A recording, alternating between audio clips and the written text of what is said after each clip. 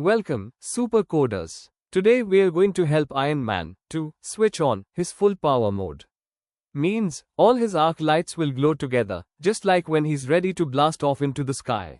Firstly, we will make Iron Man's all power ports ready.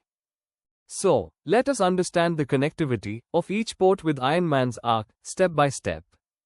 Step 1. Prepare my arc power ports. Means, to get Iron Man's all power ports ready. Ports are the connecting points. Pin mode 2 output means pin D2 is ready now.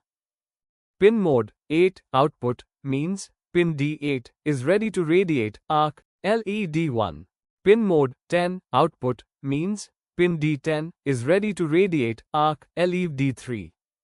Pin mode 11 output means pin D11 is ready to radiate arc LED4. Pin mode 12 output means pin D12 is ready to radiate arc LED5. Pin mode 13 output means pin D13 is ready to radiate arc LED6. Now, let's brighten up all lights of Iron Man's arc together by switching on all his lights. Step 2. Full power mode, all lights on. Now, all chest and arc lights glow together super bright, like Iron Man is about to fly.